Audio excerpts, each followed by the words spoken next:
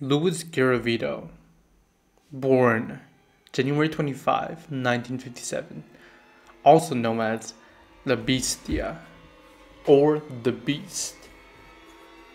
He was named after the character Goofy from Disney. He's a Colombian rapist and serial killer. In 1999, he admitted to the rape, torture, and murder of 138 boys and teenagers. His victims, based on the locations of skeletons listed on maps that Garavito drew in prison, could exceed 300. Garavito continues to confess to more murders.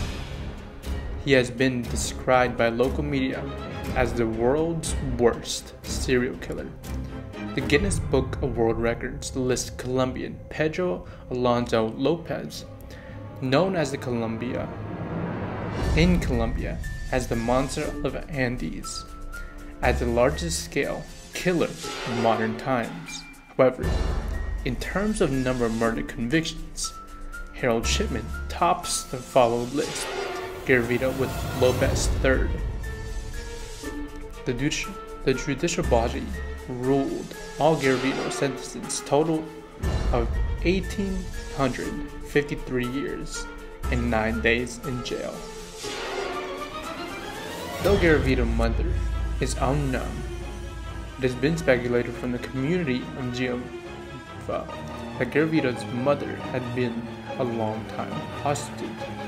During the time of working as a prostitute, Garavito's mother had been brutally abused by Garavito's father, who was a heavy alcoholic and would also abuse Garavito's siblings. Around this time, Garavito's father would force Garavito to watch his mother conduct sexual intercourse with her clients.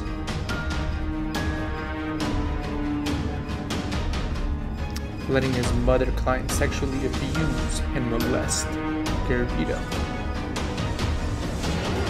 Under the influence of drugs, Garavito's mother would not do anything due to the abuse and torture of Garavito's alcoholic father. Garavito eventually ran away from home and survived on Colombian streets at the age of 8. Garavito was found a pedophile.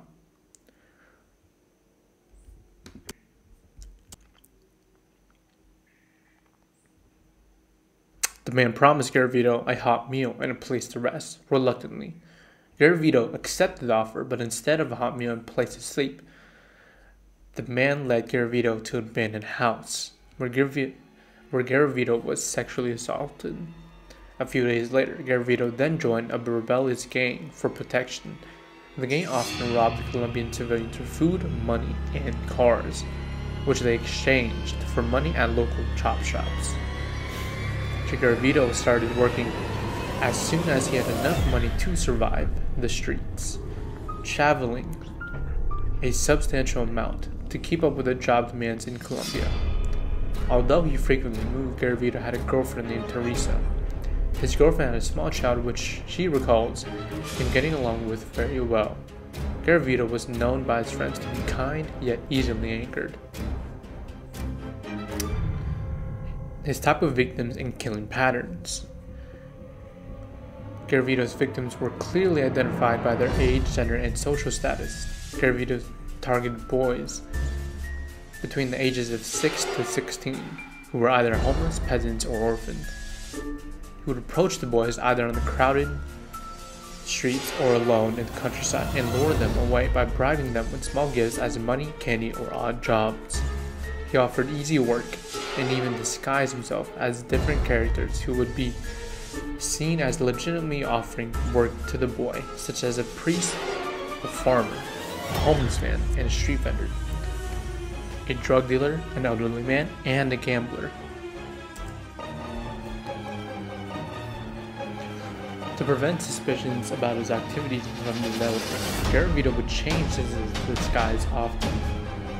Once he had the trust of the child, Garavito would walk with the boy until they were tired and vulnerable, which then made him easy to handle. First, their hands were bound, then Garavito would remove all the clothes and proceed to torture, rape, and sometimes decapitate.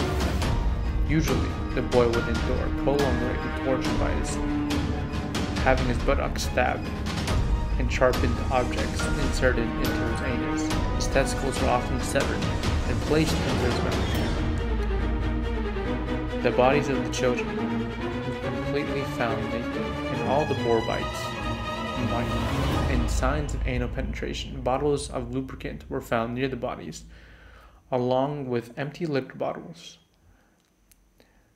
Most corpses showed signs of prolonged torture. Beginning in 1992, boys between the ages of 6 and 16 began disappearing rapidly from the streets of Colombia. Due to the decades of the long civil war, many children in Colombia were poor, homeless, and orphaned. For years, these murders had gone unnoticed because many of the victims had no police report filed of their disappearance. Clutches of bodies began popping up all over Colombia, yet authorities did not take much notice until 1997, when mass graves were uncovered. This large number of missing children called for widespread investigation, as these killings were not confined to a specific area. In February 1998, outside the town of Gianala, Colombia, the bodies of 2 naked children were found lying next to each other on a hill. The next day, only meters away, another child's naked body was found. All 3 bodies had their hands bound and bore signs of sexual abuse. The victims' necks were severely cut and bruises on their backs, genitals, legs, and buttocks. The murder weapon was found in the same area as the bodies. A note had been found at the crime scene, had an address written on. This information led them to Garvito's girlfriend. She was contacted, but told police that she had not seen Garvito in months. She did, however, give to the police a bag he had left in their possession, which contained a number of Garvito's belongings. These items included pictures of young boys, detailed journals of his murders, tally marks of his victims, and bills. The new information led them to Garvito's residence, but the property was vacant. Detectives believe that Garvito was either traveling for work or away attempting to find a victim. He was picked up by the local police just a few days later on an unrelated charge of attempted rape against an adolescent boy. A homeless man had been close enough to observe the struggle between Garvito and the child and felt it necessary to rescue the adolescent. Garvito was arrested and, unbeknownst to them, the police had in custody the man who was wanted in Colombia. Garvito was arrested on April 22, 1999, on separate charges of attempted rape. Garvito was questioned about the local killings and his attempted rape charges. Police speculated that Garvito had planned on killing the young boy if the bystander had not intervened. After a short interrogation, detectives